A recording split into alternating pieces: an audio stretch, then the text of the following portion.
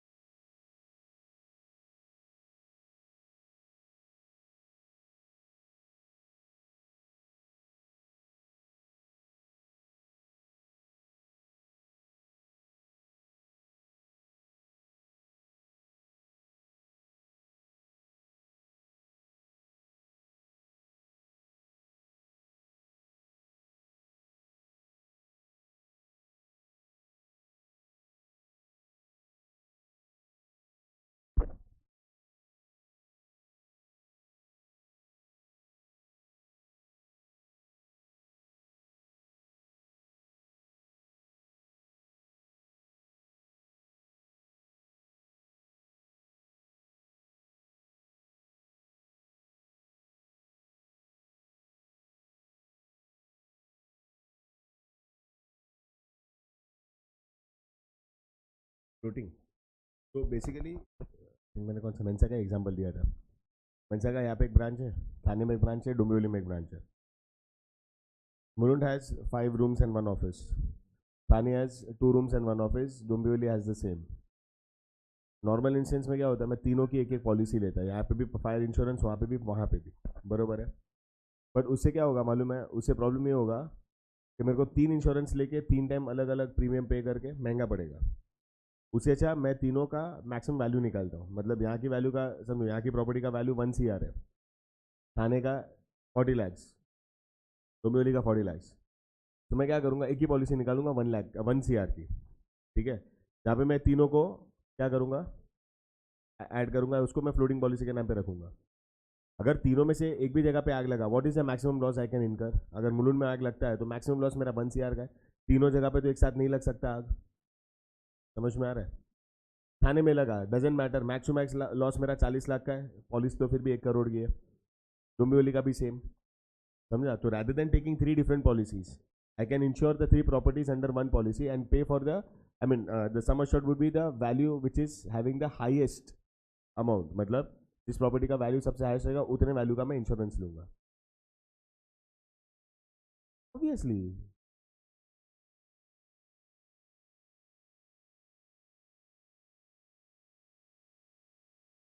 बस everyone.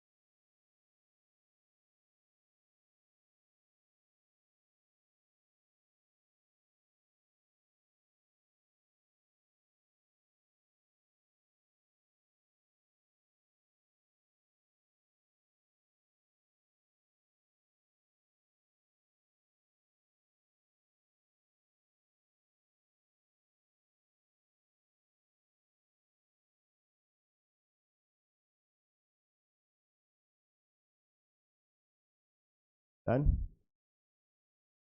All of you. Now going on to the third one and the last one for the types of insurance is marine insurance.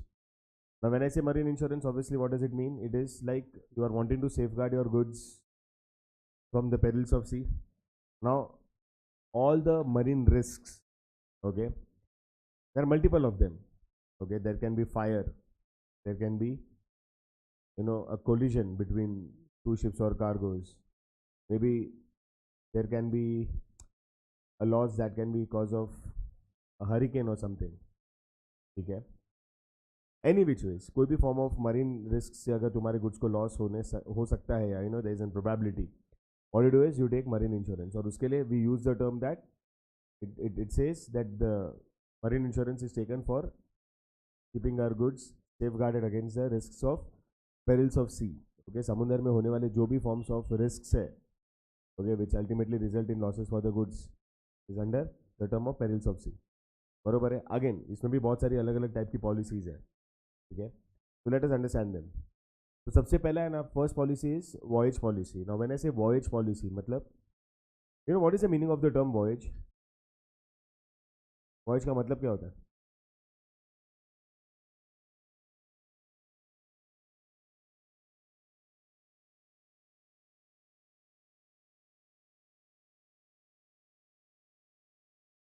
Anyone? Transit ना. सी कैसा होता है? But you never use the word journey. Journey is when you are having a transport via railways. बरोबर है. Road से होता है तो we call it as a, road से होता है ट्रिप, रोड ट्रिप होता है. रेलवे से जर्नी होता है. एयरवे से फ्लाइट होता है.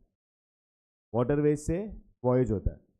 Okay, so there are different terms which have been denoted to different forms of transport. So यहाँ से कैसा है, if we say voyage policy means from the start point to the end point, एक बार तुम अपने port of destination पे पहुंच गए, means you say your journey is done or your voyage is complete. Yes or no? So when you take a voyage policy, मतलब क्या होता है मालूम है कि this policy will cover for the loss of goods from the port of starting, या मतलब जहाँ से वो start कर रहा है अपना voyage till the port of destination. मतलब say for example if my goods are supposed to be, you know, taken from Mumbai port to the Goa port, तो मेरी पॉलिसी मुंबई पोर्ट से जैसे ही ship, you know, the it will leave the port, the policy will start and it will continue till it reaches the Goa port. एक बार Goa port पे goods and जो cargo था वो सही सलामत पहुंच गया, पॉलिसी खत्म. हाँ, but if any loss arises when the goods were in transit से बिटवीन मुंबई एंड गोवा, तो उसमें जो भी लॉस रहेगा, जो भी डैमेज रहेगा, that would be covered under the voyage policy. समझा? एक बार इफ द शिप रीचेस और the cargo reaches the port of destination, the policy is exhausted, it is done. बरोबर है? All of you done? Second is time policy. इसमें है ना, ये फर्क नहीं पड़ता कि तुम कहाँ पे जा रहे हो, कितनी बार जा रहे हो, या कहाँ कहाँ पे जा रहे हो. यहाँ पे the criteria is the time. Supposedly if I am a trader and there are multiple cargoes which I send from one place to another or multiple places से अलग अलग जगहों पे, and it's not going to be possible for me to take fresh policies all the times. So what I do is, say for a span of 1 year, मेरा है ना मुंबई से गोवा या मुंबई से अहमदाबाद नहीं होगा, सॉरी, मुंबई से कांडला होगा या मुंबई से केरला होगा, कहीं पे भी I am going to maybe outside India as well, constantly I am going to send goods, okay, for a period of say next 1 year. So rather than taking multiple policies all the times, what I can do is I can just take one policy, insure all the goods or insure all the transits under that one policy. अब condition क्या मालूम है? Condition ये है कि अगर कहीं पे भी कोई भी फॉर्म ऑफ, कहीं से भी कोई भी एक रूट पे मेरे को लॉस होता है, ठीक है, obviously I will go for claim. Once I have claimed, na, so that particular policy will exhaust. I'll have to take a fresh policy. सीधा बात है ना.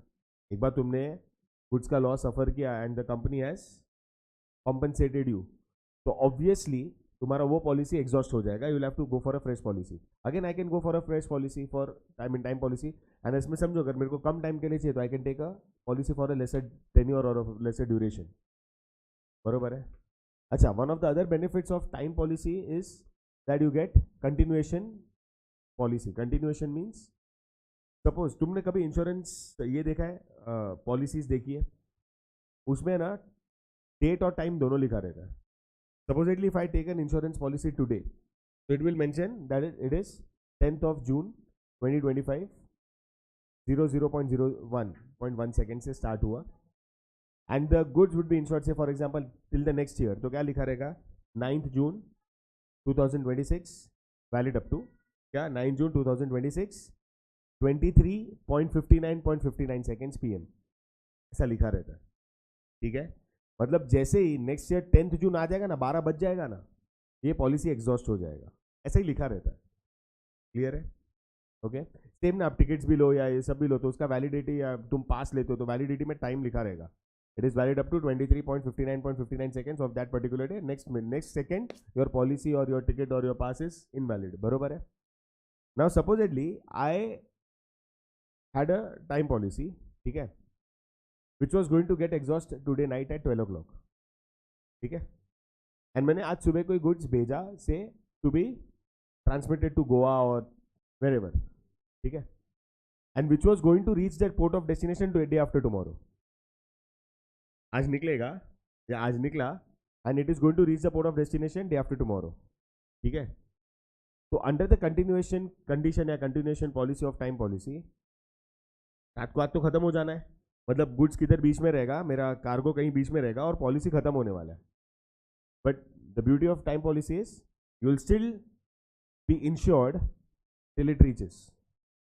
If suppose any cargo is to be leaving tomorrow या post midnight, तो ये policy काम नहीं आएगा, बट जस्ट बिकॉज तुम्हारा शिप, तुम्हारा cargo, it left the port of manufacturing या port of the host, and at that time the policy was valid, तो until and unless it reaches the port of destination, ये same policy आपको cover करेगा आपके losses के लिए, irrespective that or irrespective of the point that that policy has lapsed, okay, post midnight।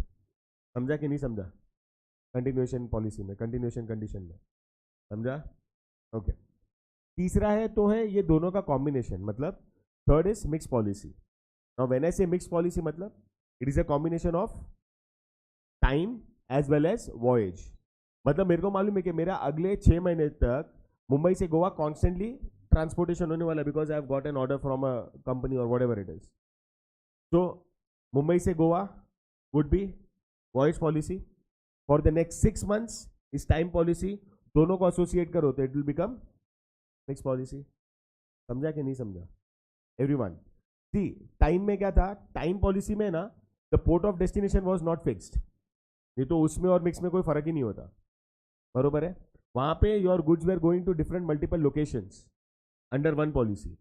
Under mix policy the port of destination is one only and it is going to go for a particular period of time, so that becomes mix policy. समझा कि नहीं समझा? देखो वहां पे देखो ना, same लिखा हुआ, बरोबर है। Next is valued policy. Now ये सेम वैल्यूड पॉलिसी अपन ने फायर इंश्योरेंस में पढ़ा था।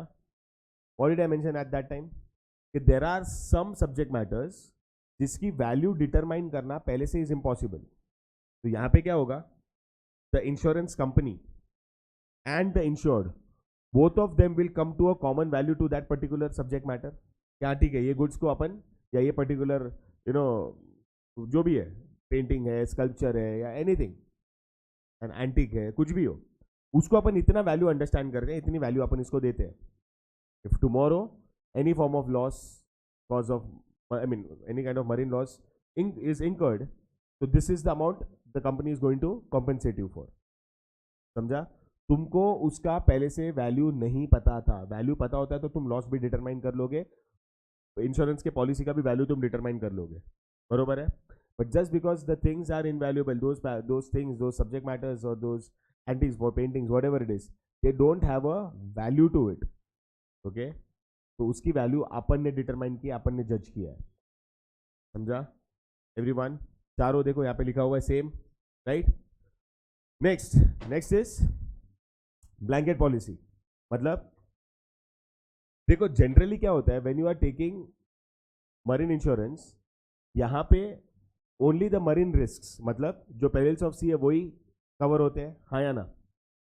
But blanket policy does what you know, it covers for all types of risk under one policy. All types of risk मतलब जैसी वो goods मेरे फैक्ट्री से निकलता है तो जो अगर ट्रांजिट का लॉस है या फायर का लॉस है या थेफ्ट का लॉस है या when the goods are in transit और उसमें कुछ और डैमेज हो गया, which normal insurance policies, marine insurance policies will not cover. All those policies are covered under blanket. Upon blanket मतलब समझते हो ना, डिफरेंस वही होता है ना ब्लैंकेट और चादर में. क्या डिफरेंस होता है? चादर एक वन पर्सन होता है, blanket will cover everything, the whole bed. Same base the whole, I mean all types of risk would be covered under one policy. देखो, is the maximum protection with the insurance premium paid up front. It details the insured goods, route, port, covers multiple risk, I mean on one property और many properties, what ever it is. समझा? मतलब maximum जो आपके subject matter पे risk हो सकते हैं, maximum जो आपका लॉस हो सकता है, वो पूरे के पूरे मैक्सिमम वैल्यू के लॉस को और रिस्क को ये कवर करता है. ऑब्वियसली इसका प्रीमियम बहुत हाई रहता है, but if you are feeling that there is a lot of risk which can be associated to the goods, everything can be covered under one policy. बरोबर है. Next is port risk policy. देखो generally क्या होता है, generally when you have taken insurance, okay, marine insurance, so it will cover for the risks when the goods are in transit. आया ना? मतलब जैसे ही वो होस्ट के पोर्ट को छोड़ता है, मैन्युफैक्चरर के पोर्ट को छोड़ता है, तब से लेके until and unless it reaches the port of destination, उसके बीच के जो रिस्क है उसको कवर करता है. बरोबर है. But if you remember 11th standard, अभी अपन ने पढ़ा था एक्सपोर्ट इंपोर्ट प्रोसीजर में, मालूम है कि मैं अपने गुड्स वो शिपिंग कंपनी को दे देता हूँ. बरोबर है. फिर वो तुम्हारा डिफरेंट मालूम है उसके ऊपर कंडीशंस थे, उसका वेरिफिकेशन होता है गुड्स का एंड एवरीथिंग, याद है? तो it takes time for the goods to actually be you know stored or it actually be what is the term, shipped on the cargo. Time लगता है. अच्छा वो छोड़ो, when it reaches the port of destination उसको unloading होगा. बरोबर है. Unloading होके भी मैंने आपको बोला था उसका पूरा वेरिफिकेशन होगा, उसका पूरा चेकिंग वेकिंग होगा. यस और नो? फिर देखा जाएगा कि आपने उसके ऊपर सब जो टैक्सेस है या जो प्रीमियम से आपने पे किए कि नहीं किया, याद है कि नहीं है ऑल ऑफ यू? तो till that time you are going to keep it on the port itself. Port में भी एक है ना वेयर हाउस होता है, वहाँ पे रखा जाता है, बॉन्डेड वेयर हाउस करके होता है, वहाँ पे गुड्स को रखा जाता है. थोड़ा मैं सेइंग इज, जब आपके गुड्स पोर्ट पे ही है, ओके, या may be at the time of loading या अनलोडिंग, बरोबर है, या जब तक तुमने कस्टम क्लियरेंस वगैरह नहीं किया है, ओके, तो तब तक आपको गुड्स को पोर्ट पे रखना है. आपने मूवीज वगैरह में देखा रहेगा, पोर्ट पे इतने बड़े बड़े कंटेनर्स वगैरह होते हैं, वैसे ही पड़े रहते, फिर एक एक डालते. तो उसके टाइम पे if there is any form of risk, तो that will never be covered under any other policy of, I mean any other marine policy. Because वो कब होता है बाकी सारी policies, when as I said the goods are in transit. But यहाँ पे there are a lot of risk which are associated to those goods when the goods are loaded on the or they are kept at the port. तो उन risks को cover करने के लिए you take port risk policy. Now generally port risk policy कौन लेता है मालूम है? ये custom authorities और ये shipping company लेते हैं. क्या? Because the goods are their responsibility to be loaded on the ship or to be unloaded and to be cleared for the importer to take. तो उस टाइम पे जितने भी दिनों के लिए अगर वो गुड्स पोर्ट पे है and if you feel that there are multiple risks which can be associated to those goods, तो एट दैट टाइम ये जो कस्टम अथॉरिटीज वाले होते हैं या ये जो शिपिंग कंपनीज होती है, उन लोग ये पोर्ट रिस्क पॉलिसी लेते हैं. तो when the ship is anchored at the port, उस टाइम पे जितने भी रिस्क है they are covered under port risk policy. बरोबर है. Next is composite, right? हाँ, देखो जनरली क्या होता है मालूम है, when you are taking marine insurance and you are wanting to cover your goods against marine loss, तो थ्रू वाटर ट्रांसपोर्ट लाखों करोड़ों का माल भेजा जाता है.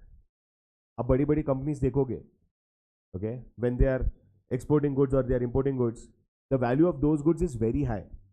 10, 20, 25, 50 करोड़ तो कुछ नहीं है. बरोबर.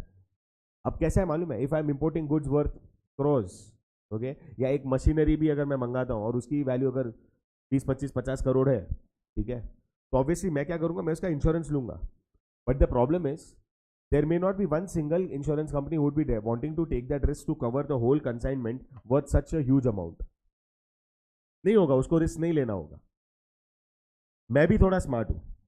मैं क्या सोचता हूं कि अगर मैं किसी एक कंपनी के पास गया, irrespective whether that company is ready to give me that insurance cover और नॉट, मैं एक डाउट में हूं कि ये कंपनी सच में अगर लॉस हुआ तो मेरे को रिकवर करके दे पाएगा कि नहीं दे पाएगा. अभी तो शाइनिंग मार के दे रहा है, but does the company have that क्या बोलते हैं, कैलिबर या कैपेसिटी टू टू पे माई कॉम्पेंसेशन.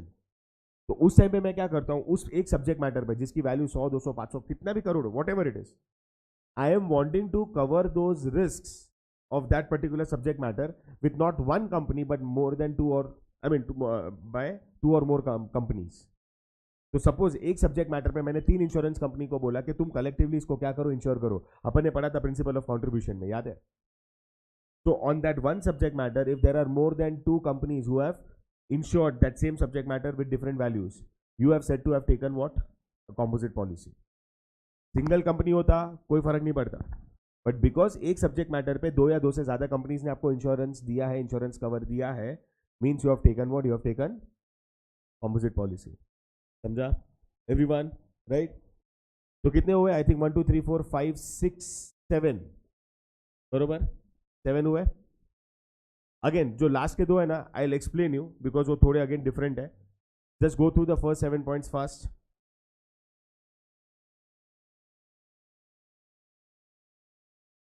अगर नहीं समझा तो you have to ask. Good morning. जब गुड्स तेरे ट्रांजिट में होते हैं तो मैं कोई और पॉलिसी ले लूँ जिससे मैं अपने गुड्स को कवर कर सकता हूँ. बट बहुत टाइम गुड्स को अपने को पोर्ट पे रखना पड़ता है, या तो लोडिंग के टाइम या तो अनलोडिंग के बाद, because you need custom clearance and documentation and paper work and all. And वो टाइम पे ये गुड्स किसकी रिस्पॉन्सिबिलिटी है? या तो CNF एजेंट की है या शिपिंग कंपनी का है. यस और no?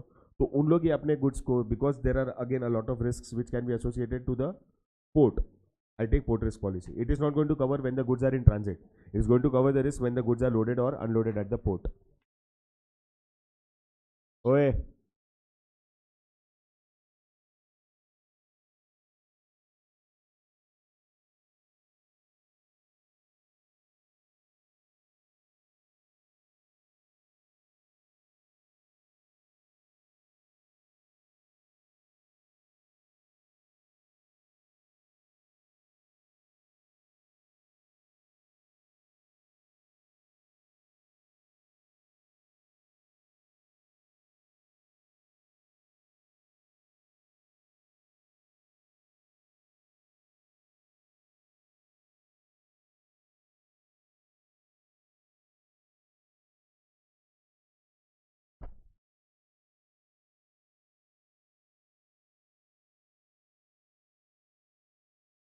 Gaurav, book.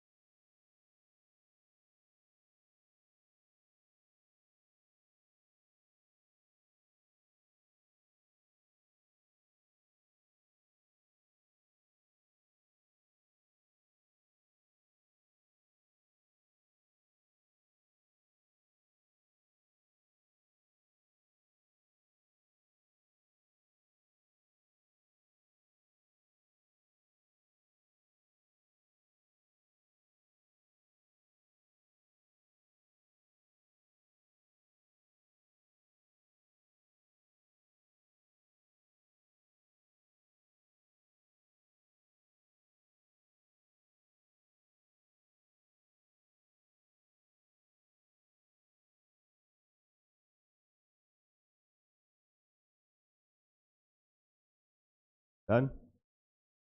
All of you? Okay. Next is single vessel policy. यहाँ पे अगर वेसल पढ़ रहे हो तो वेसल प्लीज बर्तन वाला नहीं समझना, vessel is a small ship. Okay. अब इन लोग क्या बोलते हैं कि यहाँ पे ना एक बंदा है, उसके पास एक सिंगल वेसल, मतलब he has only one ship which has multiple routes to travel or maybe only one single route to travel continuously. But ये सब शॉर्ट डिस्टेंस वाले होते हैं. Now because it is a short distance वाला trip, वो कितनी बार insurance cover लेगा? बरोबर है. शॉर्ट डिस्टेंस कवर किया, एक पॉलिसी एग्जॉस्ट, दूसरा वापस आया, वापस चेंज किया, वापस आया, वापस लिया, मतलब नहीं है. ये क्या करता है मालूम है? ये एक अपने एक सिंगल शिप को अंडर सिंगल वेसल पॉलिसी वो लेता है, जहाँ पे irrespective of the number of fleets that it is undertaking, okay, वो एक ही पॉलिसी के अंडर कवर होता है जब तक अगर कुछ लॉस इसमें होता नहीं है. यहाँ पे मालूम है कौन कौन से लोग होते हैं या कौन से टाइप का वेसल होता है? मालूम है ये जो क्या वर्ड है उसका यार, बोलते उसको, how do I forget, Goa और इधर क्या उसको बोलते हैं, फेरीज. फेरी वाले जो होते हैं ना, उन लोग इसको सिंगल वेसल पॉलिसी में इंश्योर करते हैं. शॉर्ट डिस्टेंस पे होता है, सुबह गया शाम को आया, सुबह गया शाम को आया, तो हमेशा क्या every day they will want to take a new policy? Makes no sense. Take one policy, cover your vessel wherever it goes for a short distance, doesn't matter. जिस दिन नुकसान हुआ, जिस दिन लॉस हुआ, you will be given compensation. बरोबर है. फिर लास्ट वाला आता है fleet and block policy. Fleet में कैसा है मालूम है? There is only one owner but he has multiple ships. Okay, he has multiple vessels going in one direction or maybe going in different directions. So if he is wanting to cover all his fleets under one policy, he'll take a fleet policy. Okay.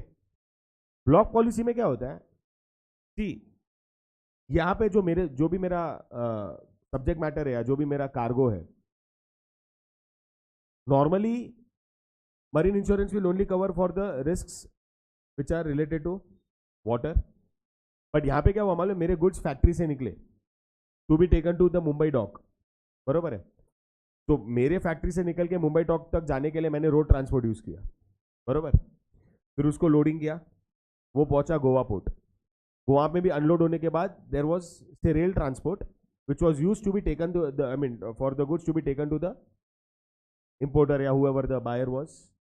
मतलब वो same cargo के लिए मैंने एक नहीं, दो नहीं, 3 different forms of transport use किए.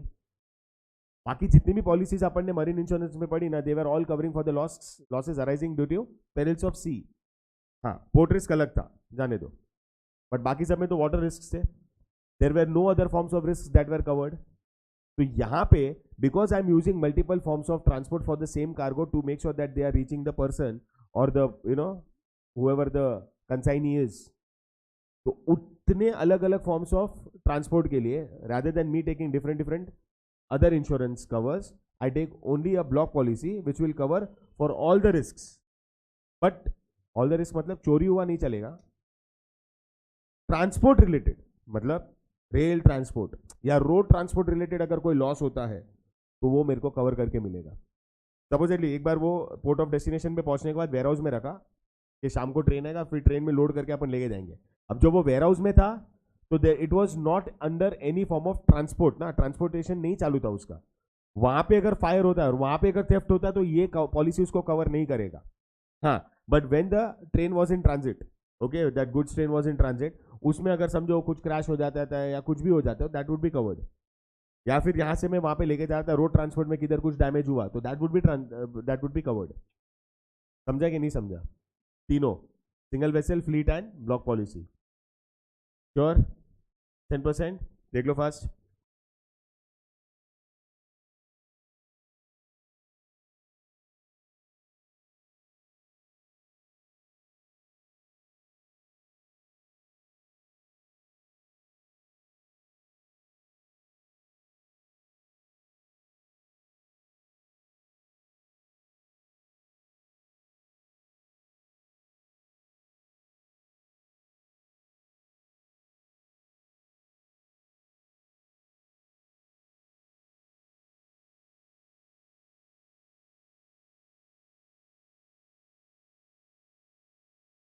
ऊपर जो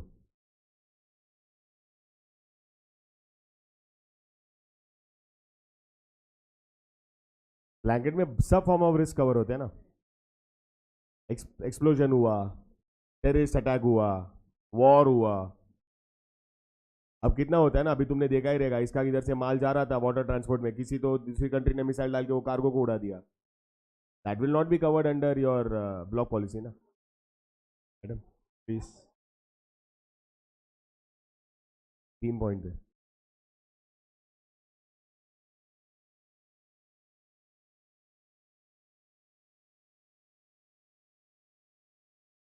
fast.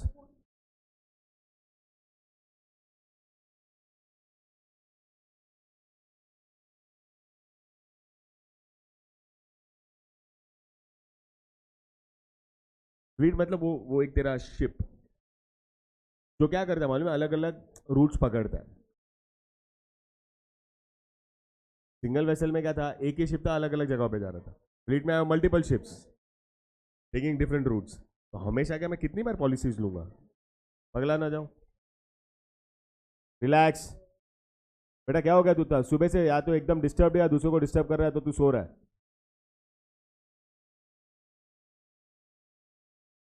What is wrong with you. मैं भूतनी के तेरे साथ बात कर रहा हूँ, इधर उधर मत है. हाँ हो गया, बढ़ गया. क्या पढ़ा, क्या marine insurance. One son please tell me.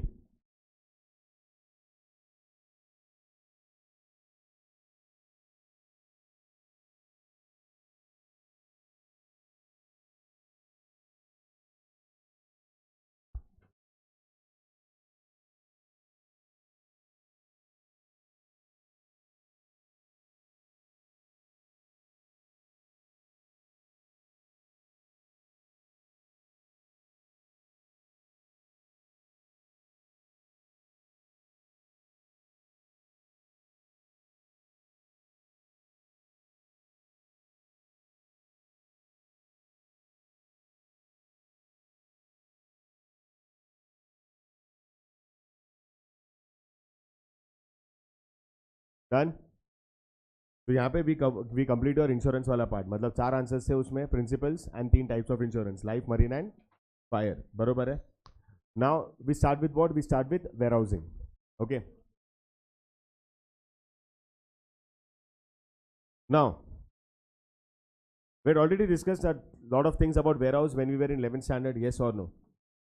Still, just to make sure that you have a clarity about what is a warehouse, can anyone tell me what's a warehouse? Where we store goods. So how different is the storeroom?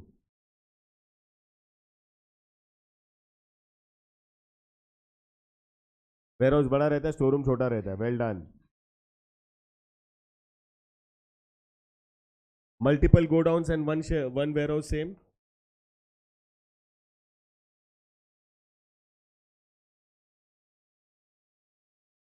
Godowns में perishable goods रख सकते हो. Hey, relax. Can anyone tell me what's the difference between a godown or a storeroom and a warehouse?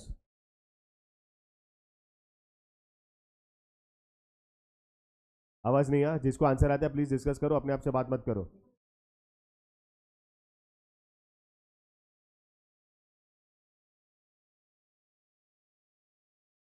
भाई warehouse में बहुत सारे finish goods होते हैं. तू तू नहीं समझेगा, इनको मालूम है. बिकॉज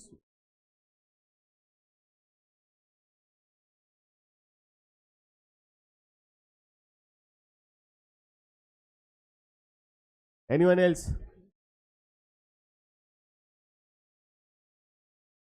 पूरा Bhiwandi is a warehouse.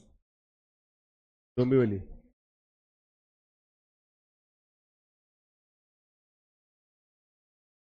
Thanks यार, हमको तो पता ही नहीं है.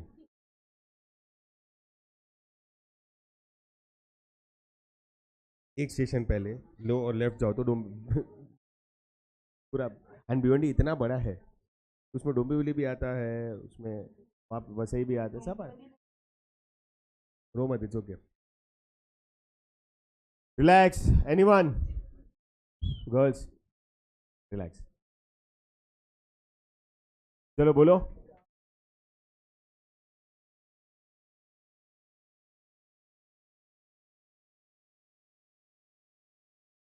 वाओ.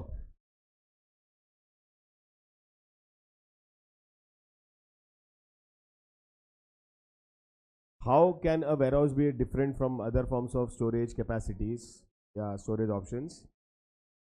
वेयरहाउस में ना, नो डाउट वहाँ पे भी स्टोर होता है, गोडाउन्स में भी गुड स्टोर होते हैं, वहाँ पे भी आपको लार्ज स्पेस मिलता है अपने गुड्स को रखने के लिए. But why will a warehouse sound so professional and why would warehouse sound so different from the godowns and storage in storage places? इस warehouse में है ना, जो warehouse को संभालता है, that person is called as a warehouse keeper. वो आपको गारंटी देता है किसकी, कि वो आपके गुड्स को सेफ रखेगा. Just because of the safety factor which is associated to warehouse, people obviously are opting for warehouses to store their goods. बरोबर है. 11 में पढ़ा था, warehouse creates why time utility, because जो टाइम होता है, time of production and time of consumption के बीच का जो गैप है वो वेयरहाउस पूरा करता है. एंड व्हाट आई सेड, वो जो पोटेंसी मेंटेन करना होता है ना प्रोडक्ट का, गुड्स का, वो वेयरहाउस में मेंटेन होता है. अच्छा, one of the other reason which you can say, not an complete reason but yeah one of the other major difference between a warehouse and a showroom और godown is, showrooms and godowns can be privately owned by the trader or manufacturer himself. Warehouses are owned by other parties also, where you can take their services and ask them to store your goods and keep it safe. बरोबर है. कोई भी इंसान है ना अपना warehouse, अपना godown या अपना स्टोरेज रूम नहीं देता as a service for other people to come and use it and store their goods. वहां पे जनरली जो खुद ट्रेडर होता है या खुद प्रोड्यूसर होता है वो खुद अपने गुड्स को रखता है. As a warehouse, if I am wanting this space is owned by me, and if I'm wanting to keep this space open for people to come and store their goods, I can do that. मैं उनको बोल सकता हूँ कि तुम लोग आओ और अपने गुड्स को मेरे पास यहाँ पे स्टोर करके रखो. बरोबर है. You understand or not? Right? Now, as in part of auxiliary, warehouse plays one of the most significant roles. क्यों? Because there is a huge gap between production and consumption. And तुमको मालूम है कि अगर वेयरहाउस नहीं होता तो जो प्रोड्यूसर है he can not start manufacturing with the second lot of goods until and unless he sold the first lot of goods, because he needs space. There is a constraint of space. हाँ या ना? बरोबर है. तो यहाँ पे जब आपके पास वेयरहाउस होते हैं, what you can do is, once you have manufactured the goods, what you can do, you can make sure that they are stored in a warehouse which is very near to the market areas. Okay, and then as a producer, you can start with the manufacturing of the second lot of goods to be transported to other places and to be stored in warehouse until and unless there is a proper demand. आज की तारीख में if you see the current conditions, maximum of the warehouses which are near Mumbai, say for example, are full with what? All those products which are related to rains, like umbrellas and wind cheaters and gum boots and sandals.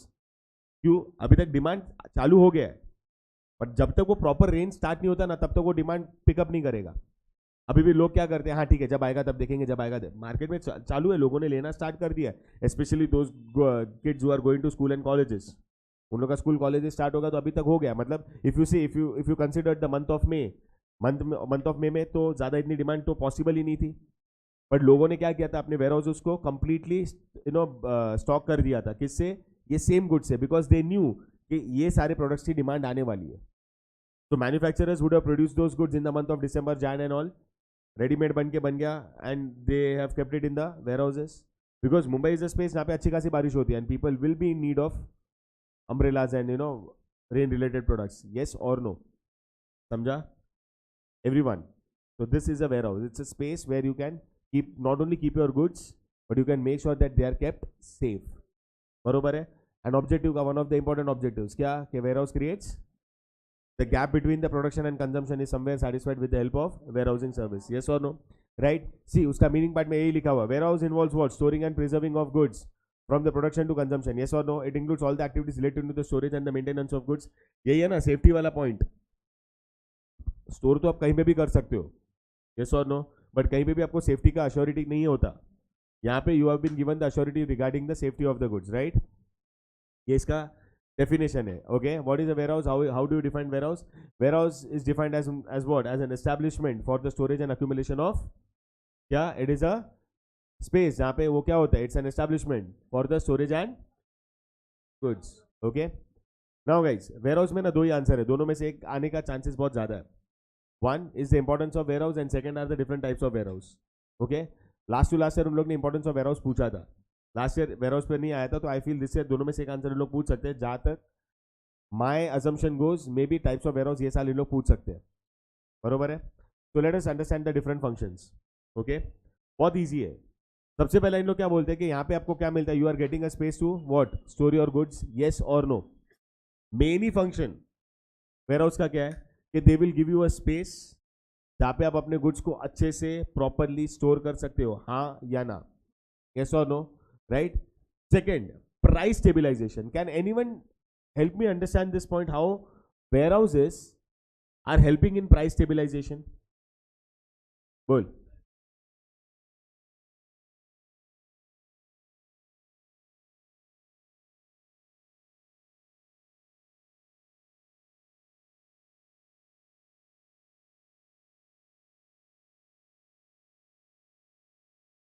Price fall होना is again in stabilization my dear. किसका? Price का. तो going wrong somewhere. Anyways, बोल Baliya. See, you guys are trying to help me understand कि हाँ ठीक है sir, जैसे मार्केट में डिमांड आता है तो इन लोग क्या करते हैं? गुड्स को सप्लाई करते हैं. वो तो समझा. नहीं तो डिमांड बढ़ जाएगा, and if there is no proper supply obviously it is going to result in price instabilization. Basically it will increase the price. Same हुआ ना, डिमांड बढ़ा तो you need supply, right? But you are not able to understand one thing. Exactly what am I looking for is, see there is a huge gap between the place of production and the market. Yes और no? Suppose warehouse को बीच में से निकाल दो. Who is responsible for the supply? The producer और the manufacturer, and along with that the distributors. But because there is a huge gap, there is a huge gap means there is a lot of distance. बरोबर है? तो क्या होगा? जब तक वो goods वहां से निकल के यहाँ तक नहीं पहुंचता है, डिमांड बहुत ऊपर नीचे हो जाएगा. And what I clearly said कि warehouses are created very much near to the market areas. बहुत बेसिक एग्जांपल है ना, Mumbai being a market of more than 2.5 CR people. अगर तुम मुंबई और नवी मुंबई को मिला लो तो we are more than 2.5 CR. इतने ज्यादा लोगों की अगर डिमांड है on daily basis with the multiple products, तुम है ना खुद अपने आप को एक इंडिविजुअल कंसिडर करो और तुम देखो, you personally are consuming so many different types of goods. घर पे खाना पीना तो जाने दो, उसके अलावा भी every day you are spending money and you are buying certain goods. Yes और नो? एक इंडिविजुअल. वैसे तुम देखने जाओ तो कितने लोग हैं? 2.5 करोड़ लोग हैं. Just understand the demand of different different kind of goods. पहले के टाइम पे ना प्रॉब्लम होता था. There was this gap which was clearly evident and seen. कितनी बार दुकानों में जाते थे, अभी तक माल आया नहीं है, 1 या 2 दिन में आ जाएगा. Means they were wanting the goods to be there for the sellers to sell it. बरोबर है? बट नहीं मिलता था इतना क्वांटिटी में.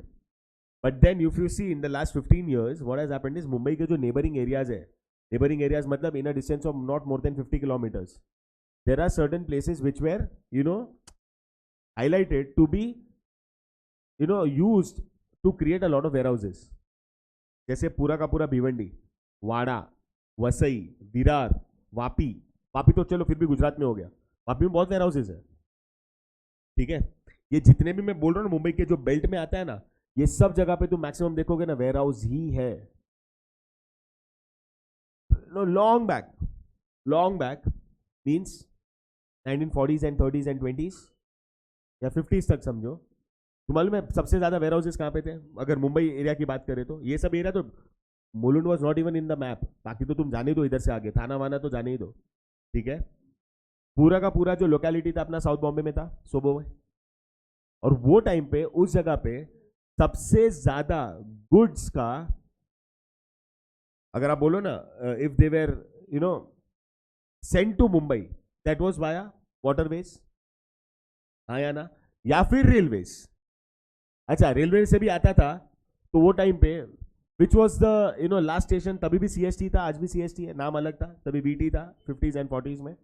बरोबर? तो आज भी तुम अगर जाओगे ना, there are station harbour line में, कॉटन ग्रीन, शिवरी, वडाला तो कम हो गया, बट कॉटन ग्रीन, शिवरी और एक और है मस्जिद. ठीक है? ये तुम 3 स्टेशन के बाद बेटा वो सेंट्रल और हार्बर दोनों में है, ओके। और सैंडिस रोड, ये तुम 3-4 स्टेशन पे तुम जाओगे ना, हार्बर लाइन पे, तुम खाली देखना, there are only where houses.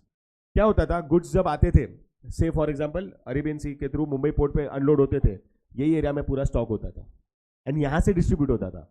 But फिर क्या हुआ, Mumbai grew, the demands increased, so there was an urgent need of creating other spaces, better spaces. Problem एक और क्या था मालूम है, if you can understand, I don't know you will be able to go in that sense or not, but वहां पे ना storage was becoming a problem. Can anyone, एकदम weird thought में तुम सोच सकते हो कि वहां पे storage का क्यों problem हो रहा था? Spaces were there, but मैं बोल रहा था goods के लिए they were not conducive. क्यों मालूम है? Anyone? थोड़ा एकदम ऑफ ट्रैक जाओ ना।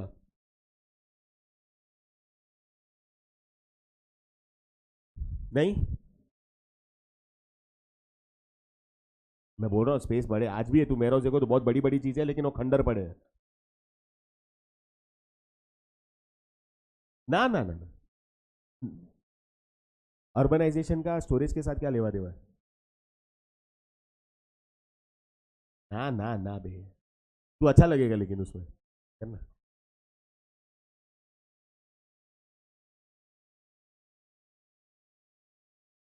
थैंक्स, उनको भिवंडी को डेवलप करना था पगल।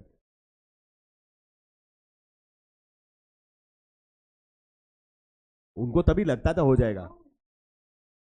आई टेल यू व्हाई।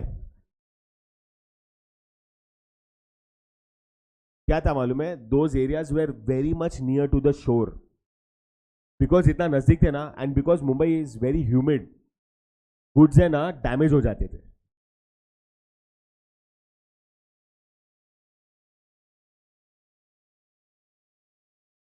मेरे को तो नहीं पता है, तुमको मेरे को बोलना चाहिए था। Okay, I tell you, because वो टाइम पे हमारे भी फैमिली का बिजनेस और धंधा होता था ना। प्रॉब्लम क्या होता था, से for example food grains and all, Mumbai के नेबरिंग एरियाज में कहीं पे भी फूड ग्रेन्स ग्रो नहीं होते। या साउथ से आता था राइस एंड ऑल, या फिर नॉर्थ से आता था वीट एंड ऑल। यहाँ पे आते थे, इन लोग स्टोर करते थे, but because of humid conditions ना वो खराब हो जाते थे, अंदर कीड़े वीड़े लग जाते थे।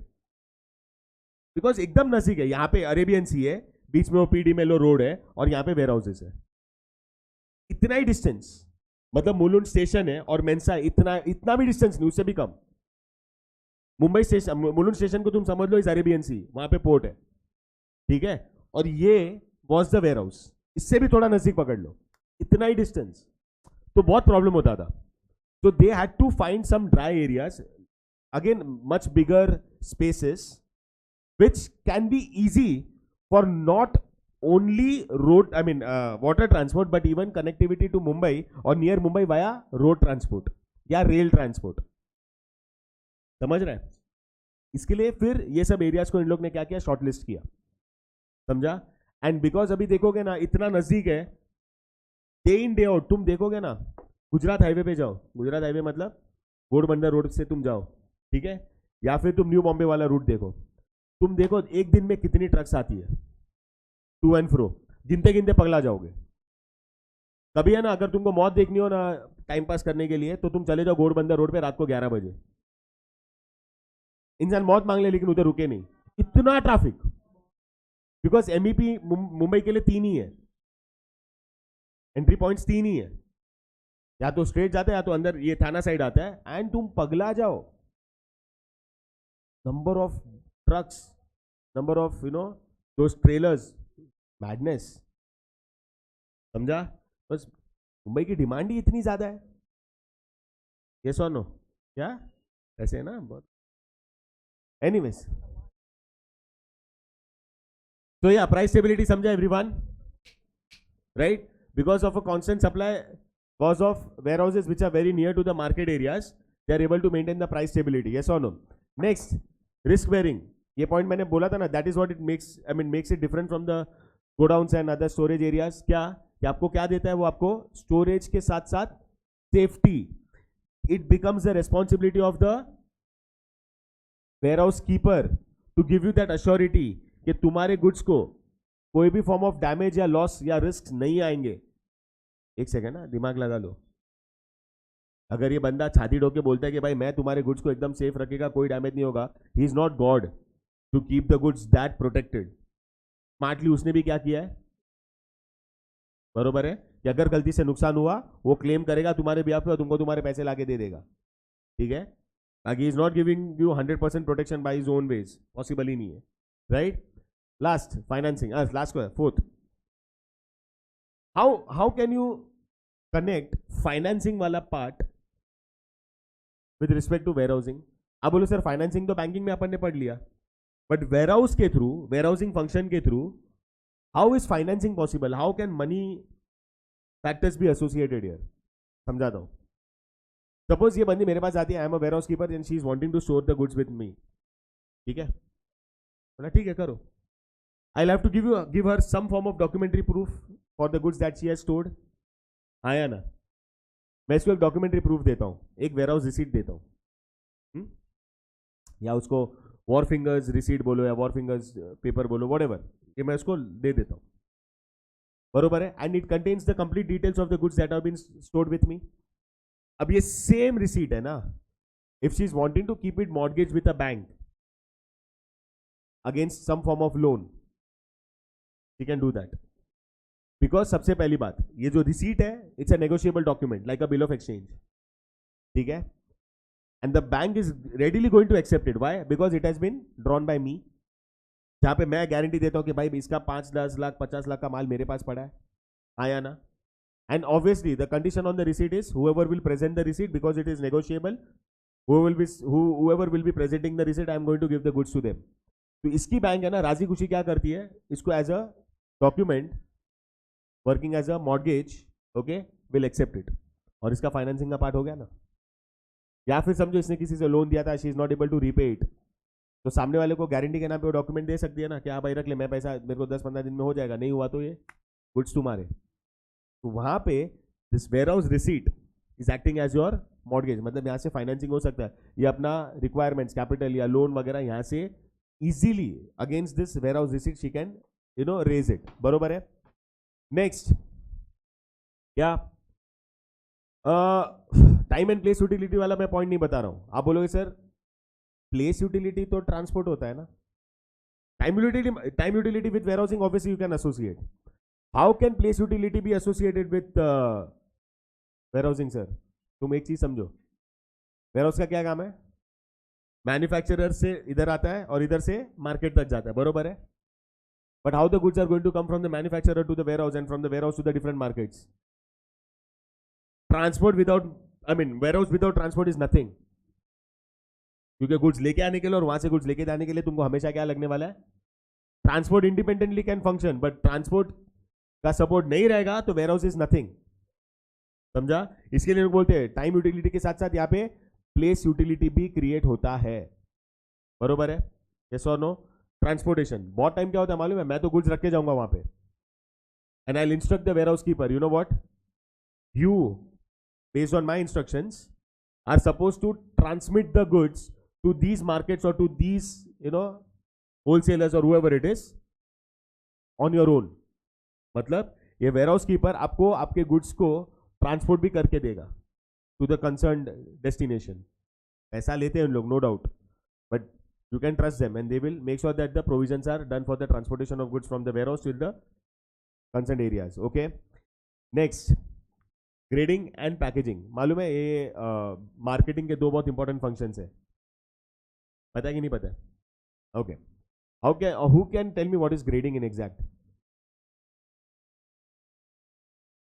ग्रेडिंग, पैकेजिंग, लेबलिंग, ब्रांडिंग, मालूम है क्या होता है? Labeling I guess would be easy for you to understand. Packaging also would be easy for you to understand. Do you know the difference between branding and grading? Anyone? Packaging मालूम है ना, अच्छे से पैक करो to keep the good safe. Labeling to give the नहीं, labelling means it contains all forms of information about the product. बरोबर है. Okay. Anyone can tell me what is branding and grading?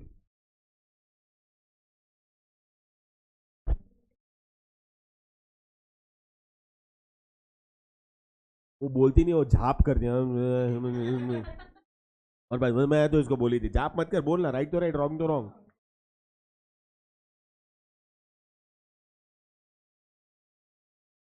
नहीं, if you are able to explain me in a proper way then I will say yes. बाकी अगर तू, मैं जो सोच रहा हूँ जिस लाइन में तू जा रहा है तो तू रॉन्ग है। एग्जाम्पल दे तो भी चलेगा। विले पार्ले,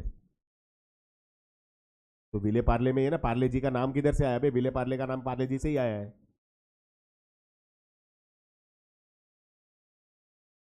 बोला तो था मैंने, विले पार्ले को नाम पार्ले जी के थ्रू ही आया है। आई मीन पार्ले जी नहीं, पार्ले कंपनी से आया है, sorry not Parle G, Parle company से आया है।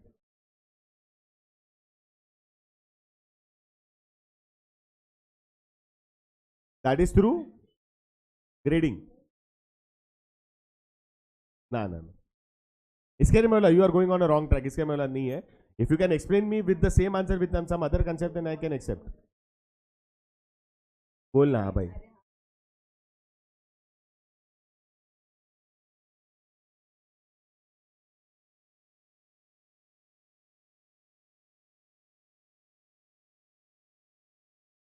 एक बार है ना, ऐसे सेलिब्रिटी से हाथ मिलाना चाहिए, मिला ना प्लीज। अरे एक बार मिला तो ले, प्लीज प्लीज प्लीज। राइट है, सुना है ना बोलने का आंसर।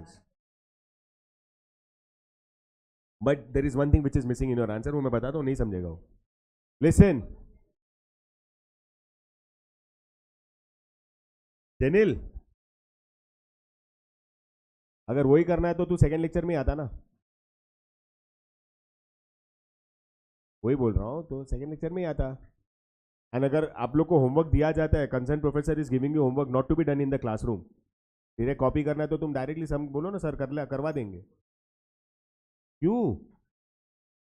तो करवाना, रेक्टिफाई करवाना, this is not the place. तो कॉपी कर रहा है मतलब क्या हुआ? मतलब ही नहीं, तेरे को आने नहीं वाला है वो। Anyways, first I tell you what is grading. ठीक है, पहली बात, ग्रेडिंग और ब्रांडिंग में डिफरेंस क्या है? Grading is done with agricultural products, ये तेरे को नहीं पता था। ठीक है, प्रॉब्लम क्या मालूम है? एग्रीकल्चरल जो प्रोड्यूस होता है ना, उसका तुम ब्रांड नहीं करा सकते।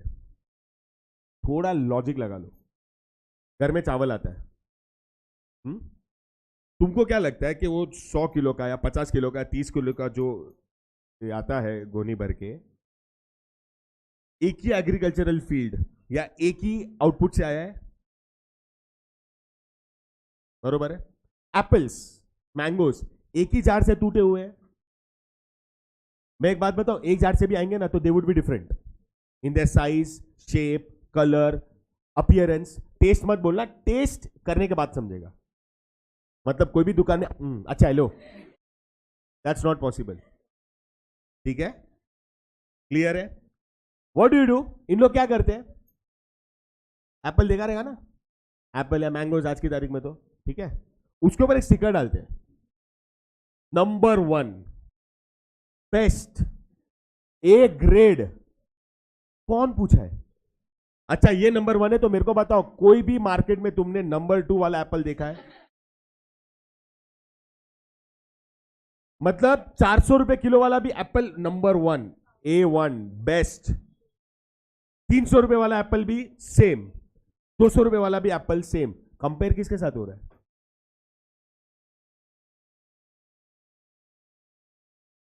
How do they differentiate? Appearance, weight, quality. दिख के समझ में आता है क्वालिटी कैसा है, बरोबर है? तो दैट इज वाया ग्रेड, अपन उसको ग्रेड करते हैं, A grade, B grade, C grade. Price भी डिफरेंस है ना, 400 रुपए वाला एप्पल, 300 रुपए वाला एप्पल, 200 रुपए वाला एप्पल।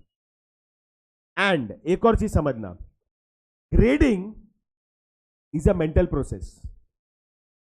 वो मेंटली किया जाता है, तुम्हारे माइंड में प्रोडक्ट की ग्रेड करके तुम्हारे माइंड में उस प्रोडक्ट की इमेज बनाते हैं उन लोग, है कि नहीं? एग्जाम्पल देता हूं, मैंगोस सबको मालूम है। अब मैंने क्या करना है, सबसे बेस्ट वाला, सबसे बड़े वाले जो भी था, which can best give me the best price, मैं क्या लिखेगा मालूम है? उसको कैसे ग्रेड करूंगा? वो जो उसका आम की पेटी रहती है, जो बॉक्स रहता है, उसके ऊपर लिख दूंगा द बेस्ट फ्रॉम रत्नागिरी, 1500 रुपये डजन। ओके, ठीक है। फिर जो थोड़े छोटे साइज के थे, थोड़ा उसका quality you can understand is थोड़ा इंफीरियर कंपेयर टू दैट 1500 वाला, पर उसको भी मेरे को बेचना है। And to create that impression in the minds of the people, the best in Mumbai, ठीक है, 1000 रुपया डजन, राइट। फिर जो एकदम छोटा था, थोड़ा डैमेज था, डैमेज मतलब I am not saying that it was not edible, it is edible, ठीक है, थोड़ा दाग वाग लगा हुआ है, थोड़ा उतर गया है, थोड़ा कच्चा है, what ever, it can still demand the price, ठीक है। उसको एक अलग तरीके से मैंने क्या बोलते हैं उसका ग्रेडिंग वगैरह किया, द बेस्ट इन मुलुंड, 700 रुपया डजन। अब क्या है मालूम है, how it is a mental process.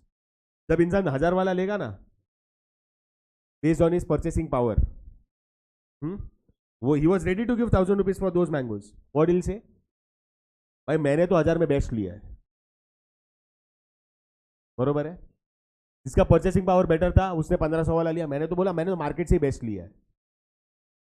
जो 700 वाला ले रहा है, भाई मेरे को तो 700 में बेस्ट मिला है। They are satisfying their own sales psychologically, mentally, क्यों, बिकॉज मैंने उनका ग्रेडिंग ही वैसा किया हुआ है। It's a mental process. आज भी तुम वो चावल या गेहूं वगैरह जो जो गौनी में आएगा ना, सबके ऊपर देखना नंबर 1, ए ग्रेड, A1, ये, अरे मेरे को सेकंड दिखाई नहीं है मार्केट में आज तक, सेकंड बेस्ट B1, ऐसा देखा ही नहीं है मैंने। देखा है तुमने तो मेरे को बताना, बिकॉज ये सब प्रोडक्ट्स है ना, they don't have, they are not industrial products, they are agricultural products. इसके लिए एग्रीकल्चर प्रोडक्ट्स में होते हैं ग्रेडिंग। ब्रांडिंग किसका होता है मालूम है, फैक्ट्री बेस्ड प्रोडक्ट्स जो मशीन्स में बनते हैं, समझा, उसका तुम ब्रांड क्रिएट करते हो और फिर ब्रांड बिकता है, समझा। नाइकी ब्रांड है या नहीं, या फिर एडिडास ब्रांड है, वो because they are industrial products where you can completely differentiate in your and the competitors products. इसके लिए तुम क्या करते हो, इसकी ब्रांडिंग करते हो। एंड ब्रांडिंग का काम ही है, they are wanting to create that distinct image in the minds of the people. आज वो नाइकी के बारे में अगर जानना है ना, Nike how it became a brand, Nike को इतना हाई वैल्यू और हाईएस्ट रिकॉग्निशन कैसे और कब मिला, थैंक्स टू दैट जॉर्डन्स। उसका है ना नेटफ्लिक्स पे एक मूवी है, वो मूवी देखो समझेगा कि how Michael Jordan was responsible to make Nike from something to the biggest brand in the world. और even today रिटायर हो चुका है बंदा, बास्केटबॉल नहीं खेलता है, मस्त बैठा है वो, कुछ 70-80 मिलियन डॉलर्स का उसका एक मैंशन है कैलिफोर्निया में। फिर भी even a single Jordan sold in the world is still giving money to Michael Jordan, क्योंकि वो ब्रांड का इनाम एयर जॉर्डन है ना। वो मूवी देखो, दिमाग खराब हो जाएगा। उसकी मॉम, और उसकी मॉम का ही पूरा दिमाग था कि वो उसको, उसकी मॉम को मालूम था कि बंदा कुछ तो कर लेगा बास्केटबॉल में, बस उसको क्या करना था, या to be the brand ambassador. तो खाली ब्रांड एम्बेसडर नहीं बोला, उसकी मॉम ने बोला नहीं, इसके साथ साथ I will also want you to give me some royalty for any shoes sold after he becomes your brand ambassador. तो पहले वो कंपनी वाले रेडी नहीं थे, तो बोला ठीक है मेरे पास तो और 2-3 ब्रांड्स आ रही है। तो उस टाइम पे उस नाइकी ने वो रिस्क लिया कि ठीक है हम लोग इसको रॉयल्टी देंगे ब्रांड रिकग्निशन के लिए। उसको आज भी मिल रहा है, नाइकी को बहुत बड़ा रिकग्निशन मिला, यस और नो।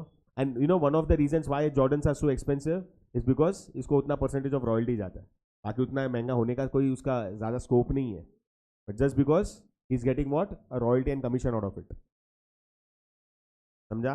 दुनिया में ऐसी बहुत कंपनीज आई मीन आए, और बहुत ऐसे सेलिब्रिटीज बोलो या स्पोर्ट्स स्टार्स बोलो, it's I think only Michael Jordan who takes royalty. बाकी कोई भी ऐसी कंपनी किसी भी ऐसे स्पोर्ट्स पर्सन को इतना परसेंटेज या इतना वो रिकग्निशन के लिए नहीं देता, समझा एवरीवन। तो यहाँ पे वेयर हाउस के थ्रू है ना आपके प्रोडक्ट्स का ग्रेडिंग और ब्रांडिंग दोनों होता है. ब्रांडिंग तो चलो कंपनी खुद भी कर सकती है, लेकिन ग्रेडिंग तो ये करके देगा. ग्रेडिंग कैसा, उसको डिफरेंट करके देगा ना, best, second best, third best. उस हिसाब से फिर उसकी पैकेजिंग वैकेजिंग और उसका डिस्ट्रीब्यूशन होगा. हाँ या ना, दैट इज डन. यहाँ पे क्या होता है मालूम है, बड़े बड़े जो फार्मर्स होते हैं वो क्या करते हैं, ह्यूज लॉट ऑफ उनका जो एग्रीकल्चरल प्रोड्यूस रहेगा ना वो तो लाके इधर रख देंगे. उनको कुछ समझता नहीं है, उन लोग ने माल बनाया, उन्होंने माल एक एक्स प्राइस पे दे दिया. अब ये बंदा जो है ना उसमें क्या करता है, डिफरेंशिएट करता है by the appearance, quality, standards etcetera, और उस बेसिस पे फिर ये ग्रेडिंग करके उसको आगे बेचता है. समझा? And last but not the least, कौन सा, about processing. See, in a warehouse, I don't know if the warehouse keeper does it or not, they can do it obviously, but warehouse के अंदर भी है ना जो products होते हैं ना which are semi manufactured, okay, they can be completed into a finished product and can be distributed and sold in the market. तो जो additional extra processing लगता है ना वो processing भी यहाँ पे होता है. I'll give you a very small example, basic example मैं देता हूँ. Eggs, जब eggs lay होते हैं तो you can directly consume eggs, मालूम है. व्हेन दे आर लेड, तुरंत आप उसको कंज्यूम नहीं कर सकते हो. They are not that edible. Okay, थोड़ा टाइम देना चाहिए. ओके, राइट, क्योंकि जब एग्स ले होते हैं ना तो they are very small. That's not going to give you the price, and I will tell you ना they are not edible at that moment. ठीक है, फिर क्या होता है, what is the natural way to the eggs is the mother hen would be sitting on them. Why? Body warmth मिलता है, heat मत बोलो, वार्मथ बोलो, बरोबर है. And based on that warmth what happens, अंदर का वो योग रहता है, वो ग्रोथ है, ग्रोथ है, ग्रोथ है. ऑब्वियसली मदर का तो इंटेंशन रहेगा कि उसमें से चिकन ले गो, बरोबर है, chicken to take birth, yes और no, right. But understand the mother nature ना, वो मुर्गी उसके ऊपर बैठती है, वो फूटेगा नहीं. तुम ट्राई करो.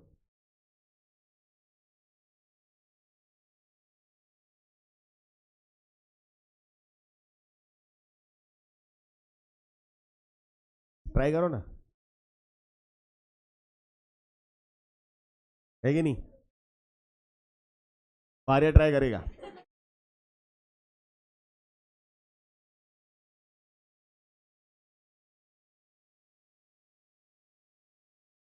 यस और नो. अरे बेटा सुनना, ऑमलेट भी बन गया वो मुर्गी का, छोड़ना अंडे का. लिसन, अब जो एग्स का कंजम्पशन होता है उसमें क्या होगा मालूम है, पोल्ट्रीज में क्या होता है, मुर्गी दिन भर 3-4 बार अंडे ले करता है, 2-3 बार अंडे ले करता है. Okay, all of them are collected and they are transported. कहाँ पे, मे बी एक वेयर हाउस में. अब because it's a poultry related warehouse, वो क्या करेगा मालूम है, वेयर हाउस वाला, वो जितने भी एग्स है ना उनको एक ग्लास बॉक्स में रखेगा. ठीक है, और वो ग्लास बॉक्स में ना 2-3 साइड से ये जो बल्ब रहता है ना, येलो बल्ब, वो चालू करके रख देते हैं. If you understand, yellow bulb जो रहता है वो अगेन वार्म रहता है, वार्म बल्ब रहता है ना वो. तो they give that sufficient warmth to those eggs. ये बॉस क्या हो सकता है उसमें, जो जो भी थोड़ा बहुत उसमें जो डेवलपमेंट होना है, नॉट इतना एक्सटेंसिव कि उसमें से एक चिकन बार है, बट जो सफिशियंट वार्मथ मिलके जो उसके अंदर का जो अपने बोले जो भी डेवलपमेंट होना चाहिए उतना हो जाता है. मे बी ओवरनाइट रखते हैं and the next day they are transported in the market. बरोबर है, समझा ऑल ऑफ यू.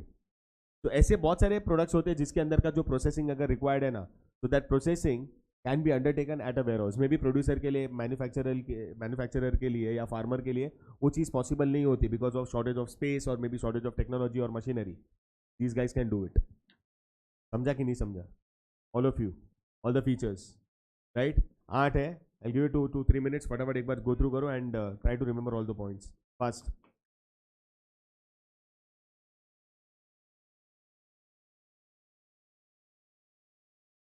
नहीं, डाउट मेरे को पूछ.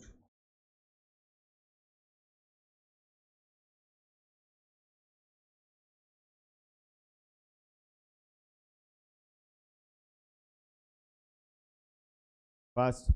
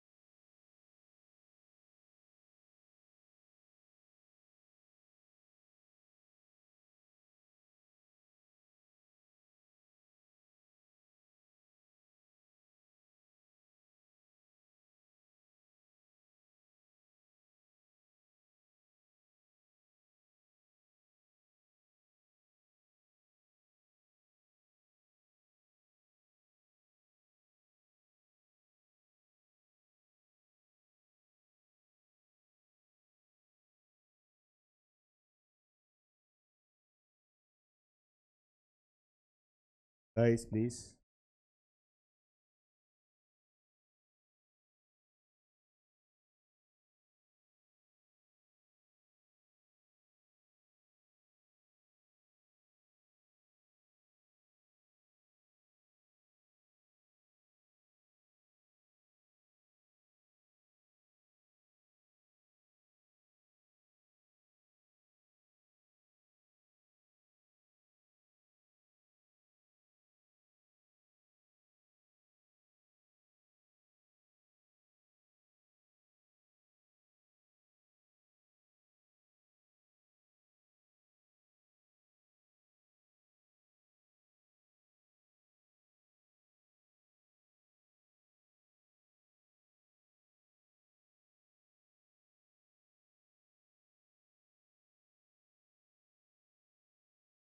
Relax. ओए madam.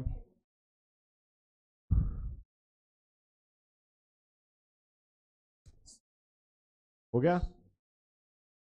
Just a couple of minutes है ना. वेयरहाउस का जो टेक्स्ट बुक का मीनिंग और डेफिनेशन एक बार खाली नोट डाउन कर लो. एक काम करना, लास्ट तुमने कौन सा नोट्स लिखा था? प्रिंसिपल्स लिखा था और डिस्टिंग्विश लिखा था, बरोबर है. एक में डिस्टिंग्विश कौन सा लिखा था? और प्रिंसिपल्स ऑफ इंश्योरेंस, बरोबर है. अब है ना, अगेन लीव टू साइड्स, मतलब वन पेज छोड़ो. ओके, बिकॉज एक और डिस्टिंग्विश आएगा, that is between life insurance, fire and marine insurance. वो छोड़ने के बाद इसका फटाफट मीनिंग डेफिनेशन लिख लो फास्ट.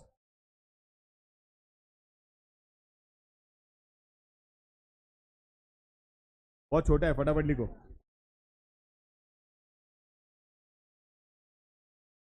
हाँ वही बोला ना, दो साइड छोड़ देना.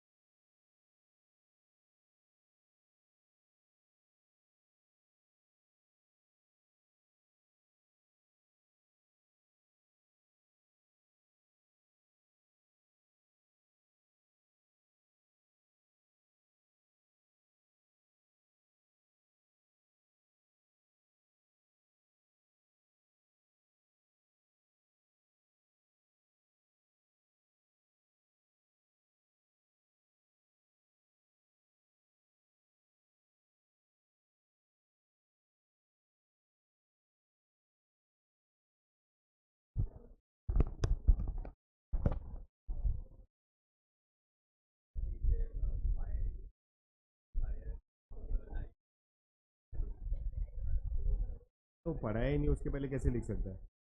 वो किधर है?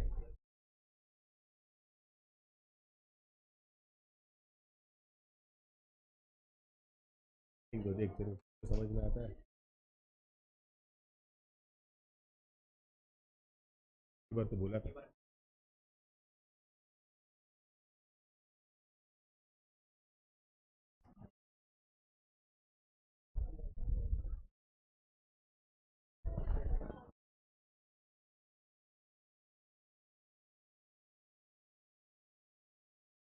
हम लोग का हो गया लिख के।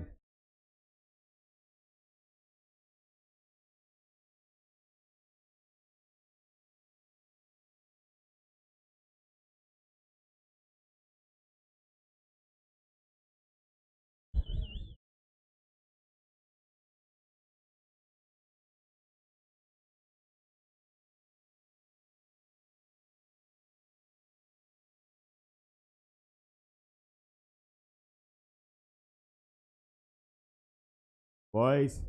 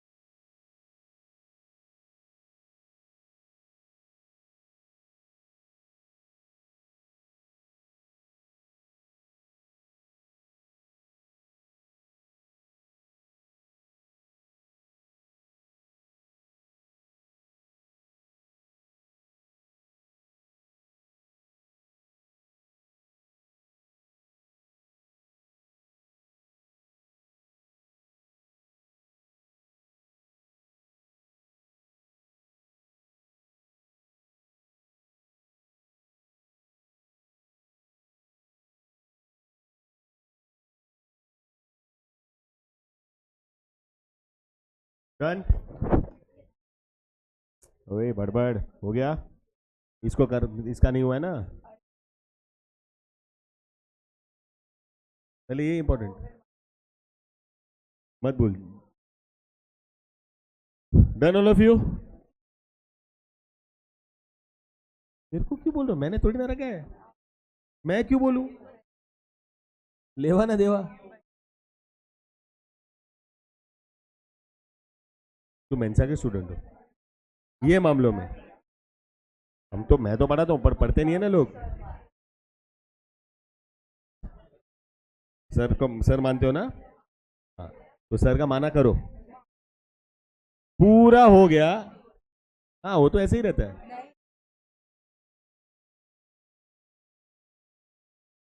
ए रिलैक्स। एक मिनट, एक मिनट। ओके, हो गया? बाद में दिया आके?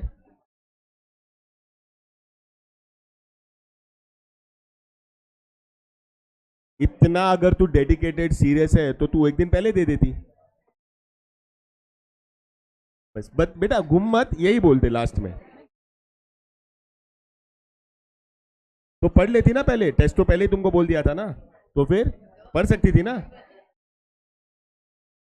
मालूम है मेरे को। कर ले, पपी दे दे भाई। ओ बारी हो गया, बस बस हो गया तेरा लिख के। नहीं, चलो। तो trying to understand about the types, जो मेरे को लगता है ये साल आने का चांसेस ज्यादा है। सबसे पहला private warehouse. Okay, now when I say private ware house, मतलब ये वो वेयर हाउस है which are privately owned by individuals, but they are used by those private individuals only. Means those warehouses are not open for the general public to come and store their part of goods.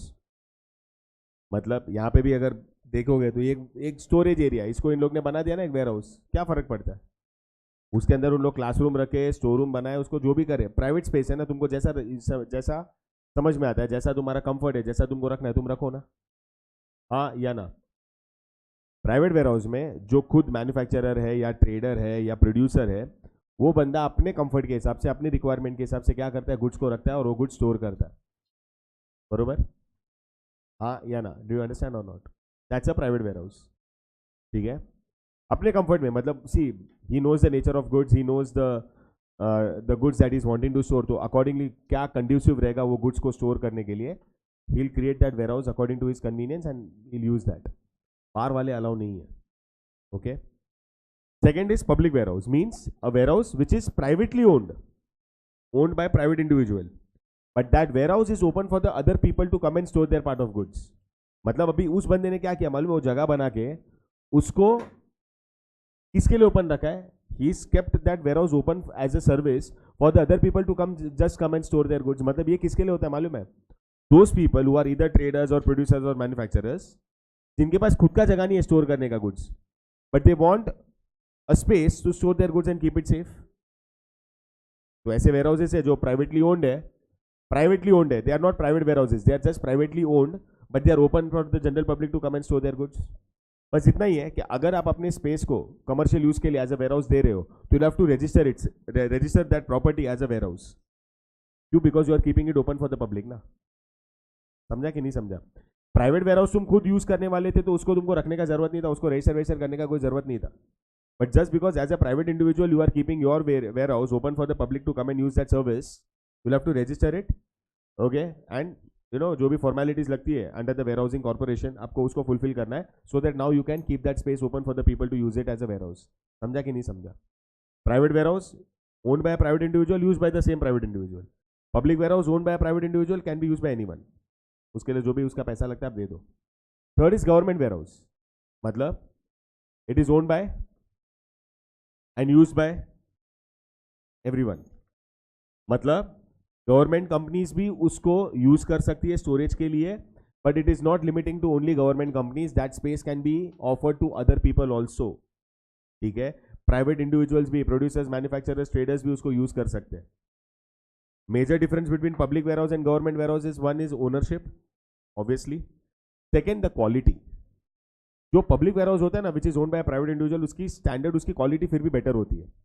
Government warehouse ना historically has been seen के थोड़ा उसकी quality substandard होती है, but then that is also the fact कि भाई उसमें जो कॉस्ट होता है वेयर हाउस का, या जो उसका जो रेंट होगा, okay, that is comparatively much cheaper in case of government warehouse. बरोबर है? उसमें बहुत सारे एग्जाम्पल्स है, central warehouse corporation, state warehousing corporation, ये सब भी है ना, वो सब गवर्नमेंट वेयर हाउसेस है।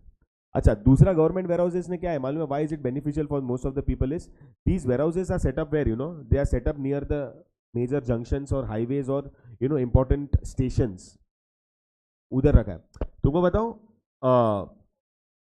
अपन अगर मुंबई और नेबरिंग एरियाज को समझे ना, तो आज से 10-15 साल पहले ना मुंबई में सेंट्रल लाइन में Mulund was the last stop, फिर थाने, बरोबर है, मेजर स्टॉप।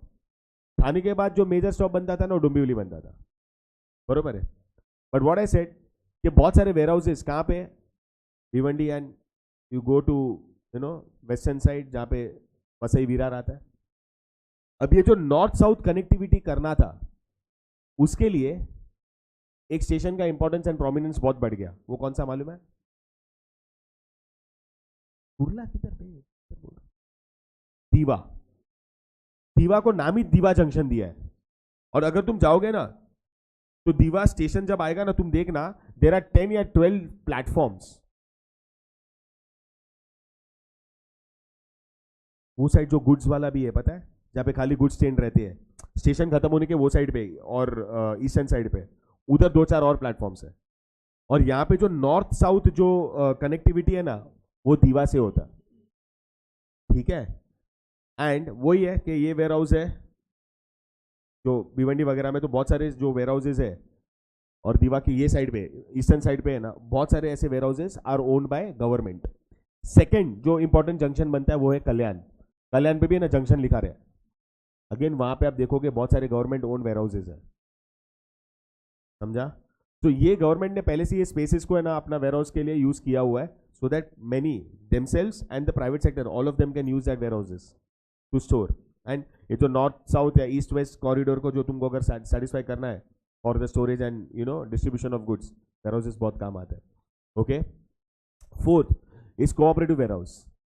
सिंपल है, उन लोग ने पहले सोसाइटी फॉर्म की, बरोबर है। बाद में सोचा क्या बिजनेस करेंगे, तो उन्होंने बोला कि will start with warehouse business, बरोबर। अपन अपने ये स्पेस को अपने एरिया को we will offer it as a storage facility for the people to use it as a warehouse. आया ना? देखो कभी भी याद रखना, पहले तुमको सोसाइटी फॉर्म करके उसको रजिस्टर करना है, उसके बाद तुम डिसाइड करो तुमको कौन सा धंधा करना है। जैसे बैंक के लिए भी सेम बोला था मालूम है, कोऑपरेटिव बैंक्स के लिए पहले it was registered under the cooperative societies act, उसके बाद तुमने आरबीआई के पास जाके बोला कि हमको परमिशन दो बैंकिंग बिजनेस करने के लिए। सेम वेज यहाँ पे भी पहले तुमने सोसाइटी फॉर्म किया, now you have offered your services as a warehouse, बरोबर है। अभी public warehouse, government warehouse और कोऑपरेटिव वेयर हाउस, ये तीनों जनरल पब्लिक के लिए ओपन है, बट तीनों में सबसे सब स्टैंडर्ड कौन सा है मालूम है? Cooperative warehouses. क्योंकि यहाँ पे ज्यादा प्रॉफिट्स होते नहीं है, तो ये जो मेंटेन करना रहता है ना quality and standard of warehouse, इन लोग से ज्यादा होता नहीं अच्छे से। एंड बिकॉज वो इतना अच्छे से नहीं होता है तो उसकी वैल्यू बहुत कम होती है। बट अगेन जो छोटे मोटे ट्रेडर्स होते हैं, छोटे मोटे मैन्युफैक्चरर्स होते हैं, या जो मर्चेंडाइजर्स होते हैं, उन लोग को अगर ज्यादा पैसा नहीं देना है या उनके पास ऐसे गुड्स है which can be sustained in a cooperative warehouse, they will use the services of cooperative warehouses. का रेंट तीनों का कंपैरिजन करोगे तो सबसे कम इन लोग का होता है, समझा। First four private, public, government and cooperative, बरोबर है। चाहिए तो मैं इधर सामने बता देता हूँ, just go through it, because उसके बाद वाला जो है ना वो थोड़ा टेक्निकल है। जस्ट जस्ट ये शॉर्ट में मैंने इसको एक्सप्लेन किया हुआ है, देख लो।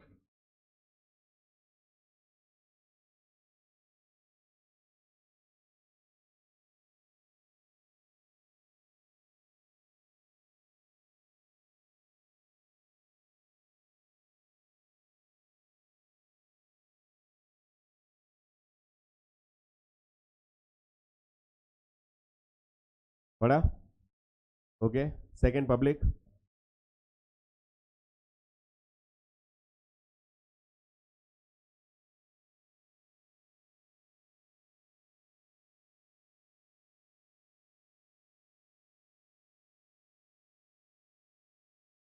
नहीं एक सेकंड एक सेकंड एक सेकंड एक सेकंड, इसका एक्सप्लेनेशन सेम हो गया ना, सॉरी। बट जस्ट एक्सप्लेनेशन में समझ लो, they are own by private individuals but they are open for other people as well, okay. हाँ,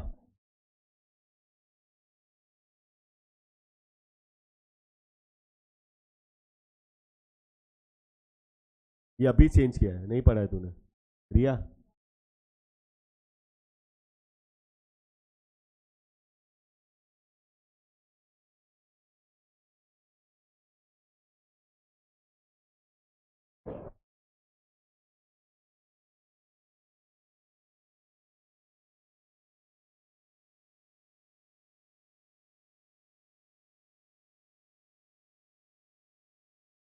पढ़ा।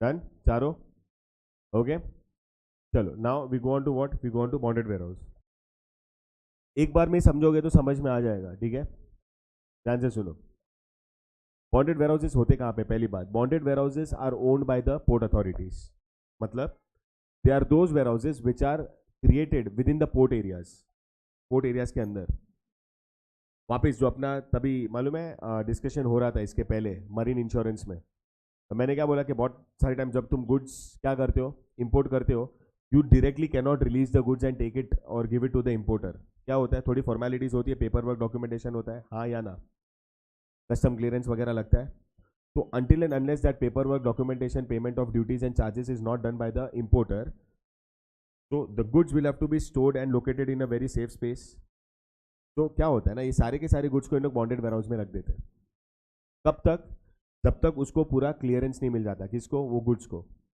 Once the concern importer has paid the import duties and the custom duties and everything उसने अगर पे कर दिया and उसको अगर green signal मिल जाता है किसके पास से कस्टम अथॉरिटीज के पास से it's only on the direction of the customs officer the goods would be allowed to be taken out of the bonded warehouse समझा कि नहीं समझा जब तक वो गुड्स को क्लियरेंस नहीं मिलता the responsibility still is with the customs authorities and the porters authorities बरोबर है तो उन लोगों को वो गुड्स को सेफ रखना है बरोबर है तो सेफ रखने के लिए उन लोग कहाँ पे रखते हैं बॉन्डेड वेयरहाउस में रखते हैं and what I said about bonded warehouse they are located within the port areas and they are owned by the port authority जो भी कंसर्न पोर्ट रहेगा उस अथॉरिटीज के अंदर ही आता है no one else can own that bonded warehouses ठीक है उसके बाद आता है क्या उसके बाद आता है ड्यूटी पेड वेयरहाउस मतलब इसमें क्या हुआ मालूम है once now the goods have been given the green signal to be taken out of the bonded warehouse of the port areas अब इसी पोर्ट एरिया के एकदम नजदीक लोग क्या क्रिएट करते हैं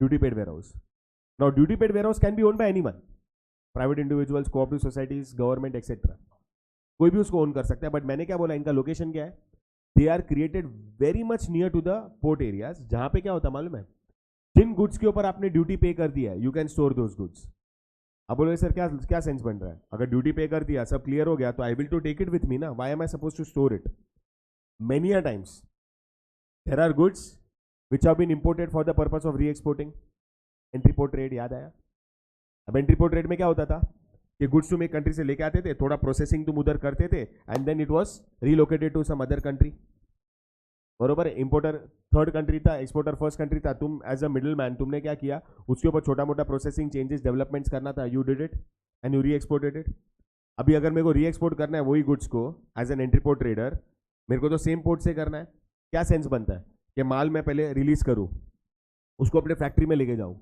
उधर वो चेंजेस वगैरह करूँ फिर वापस लेके आके सेम पोर्ट के थ्रू मैं थर्ड कंट्री में लेके जाऊँ उससे बेटर क्या है if I have the potential I can keep और store the goods in the duty paid warehouse which is very near to the port areas वहीं पे मैं उसके ऊपर जो चेंजेस डेवलपमेंट्स करना है वो करके उधर से उधर ही वापस मैं उसको री एक्सपोर्ट कर दूं I save a lot of time and money एक और कंडीशन है कभी कभी है ना जो आप गुड्स मंगवाते हो whenever you have imported yourself not to be re-exported अगर आपने खुद अपने लिए खुद के लिए अपने गुड्स को इंपोर्ट किया है बट वो जो गुड्स रिलीज हो रहे हैं ना they are not release in one shot वो पार्ट में आपका क्लियरेंस हो रहा है मतलब एक लॉट ऑफ गुड्स क्लियर हुआ आपने उसको रिलीज करके बॉन्डेड से ड्यूटी पेड वेयरहाउस में रख दिया वापस maybe in a couple of days या maybe in some time you have got the second release of goods तुमने वापस उसको ड्यूटी पेड वेयरहाउस में रखा मे बी एक दो दिन के बाद जो थर्ड लॉट ऑफ जो फाइनल लॉट ऑफ गुड्स था उसका क्लियरेंस मिला एंड देन एक साथ तुम लेके जाते हो ये कोई सेंस नहीं बनेगा जो फर्स्ट लॉट ऑफ गुड्स आया उसको मैंने रिलीज करके लेके जाऊं फिर सेकंड रिलीज हुआ उसको वापस कैरेज करूं थर्ड करूं उसको तो 3 गुना पैसा लगता है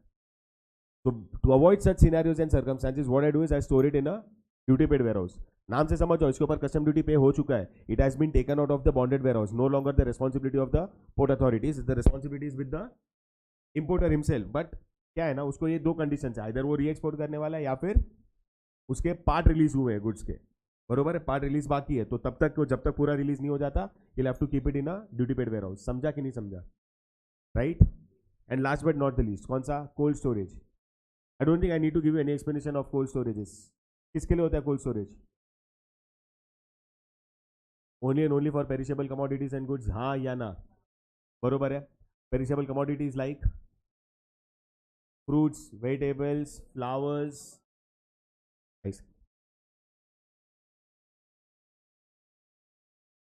dairy products, meat, fish, eggs, है ना, ये सारे के सारे प्रोडक्ट्स आर क्या बोलते हैं, perishable goods. And just to make sure those goods have a longevity with their shelf life, these cold storages are helping them to maintain that. आया ना, क्योंकि अगर कोल्ड स्टोरेज अगर तुमने गलती से भी देखे हैं तो you will understand the temperatures there are dead temperatures, मतलब -20, -30, -40 डिग्रीज तक उसका टेम्परेचर्स होता है. तो जो भी आप कमोडिटी की बात करो, जो भी आप ये एडिबल आइटम्स की बात करो जो पेरिशेबल है, या नॉन एडिबल आइटम्स जो पेरिशेबल है, उनके अंदर का जो पोटेंसी रहता है ना, वो कंप्लीटली स्टैंड स्टिल पे आ जाता है. कोई रीजन नहीं, अपने घर वाले fruits, vegetables, milk, dairy products लेके आते हैं, उसको फ्रिज में रखते हैं. क्यों?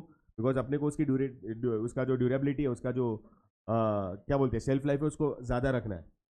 यस और नो, राइट? तो वो नॉर्मली फ्रिज का टेम्परेचर 4 से 6 डिग्री रहता है.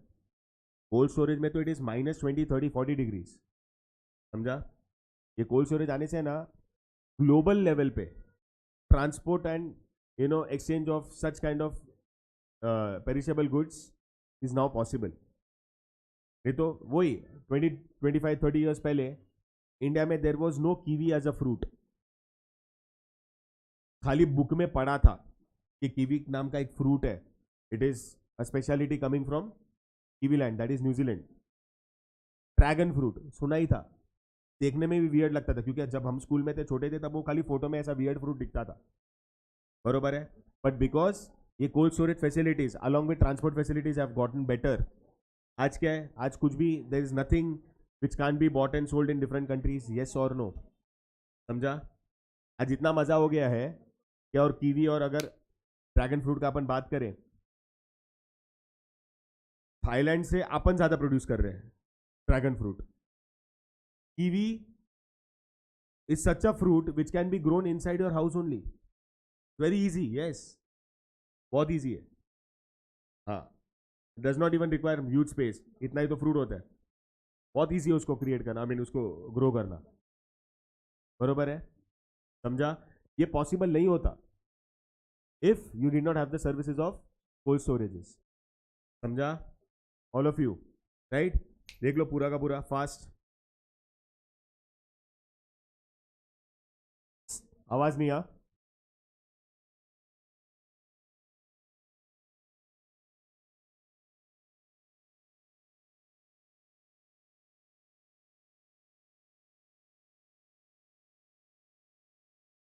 ओए,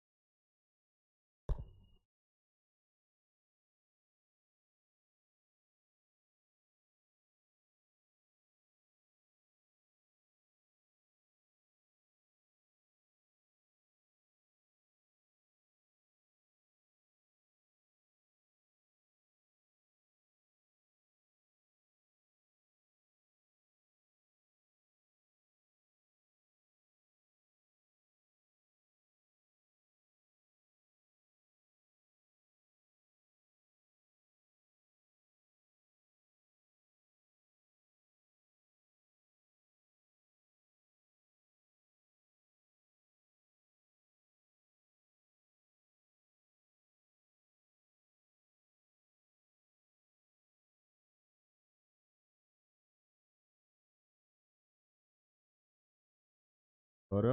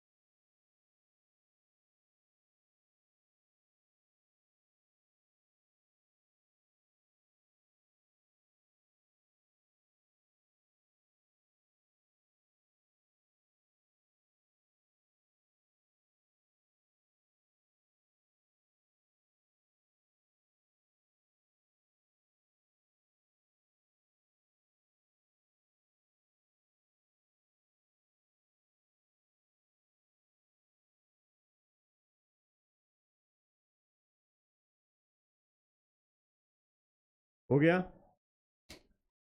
all of you done?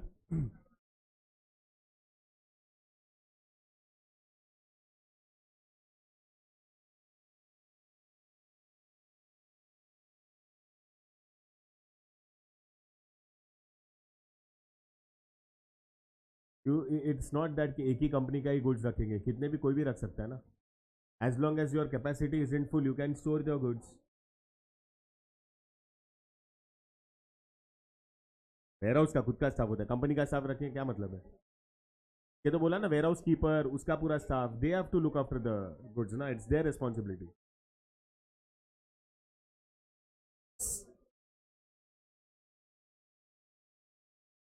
High नहीं होता बट होता है, अच्छा खासा होता है. तेरे को पता है, मैं समझाता हूँ.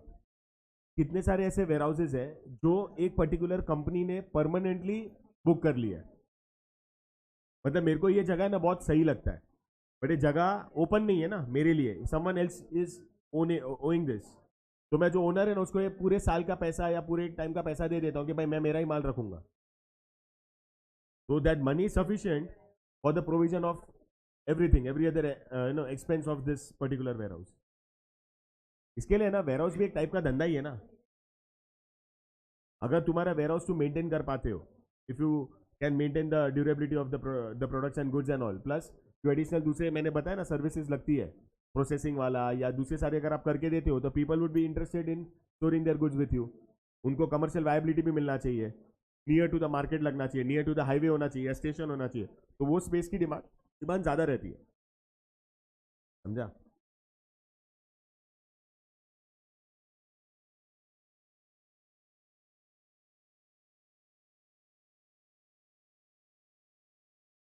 कंपनी का मतलब फिर वो वेयर हाउस उनका खुद का रहेगा. It will not be a public warehouse, it will be a private warehouse which will be jointly owned.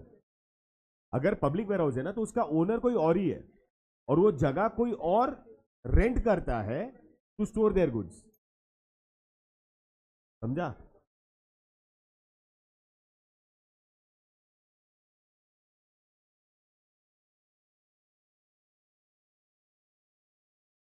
150% correct, but the quality and standard of the space plus उसका location बहुत different रहेगा.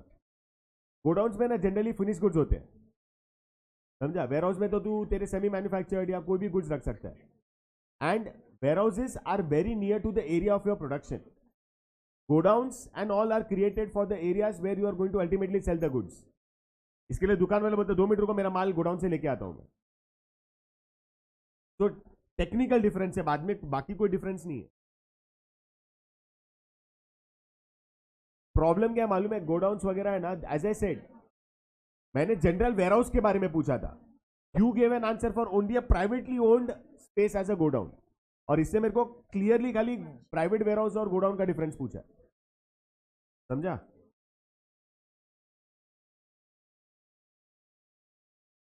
Done everyone? बस ना, कितना बड़बड़, अंटाला नहीं आता क्या तुम लोगों को? कितना बड़बड़ करते, बाप रे.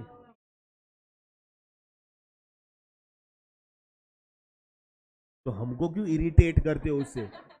तुम कर लो रिलेट बाद में पर्सनल में. नहीं आता है, आता है. मेरे को इंटरेस्ट ही नहीं था, मैं क्यों इतना ध्यान भी दूं? जबरदस्ती. एनीवेज डन से बस. तो यहाँ पे we complete your 3 set of service. बेटा ओ बस यहाँ पे लेक्चर यहाँ पे दिया ना बेटा, please. So what I'm saying is we have completed 3 set of services, that is banking, insurance and warehouse. जो चैप्टर के 3 मोस्ट इंपॉर्टेंट थे वो. Okay. Now there are 2 other set of services which are remaining, that is transportation and communication. We'll try to complete that in one session, so maybe in the next session we'll be completing your chapter. I'll try, not assuring you. Clear है? Okay. अभी as a part of your homework, जो मैंने आपको बोला ना, कौन सा life, fire and marine insurance का जो डिस्टिंग्विश दिया हुआ है, that you have to write it and come. Clear है? All of you? Right? Chalo, I'll see you in the next session. Maybe I think tomorrow I'll see. Okay? Chalo.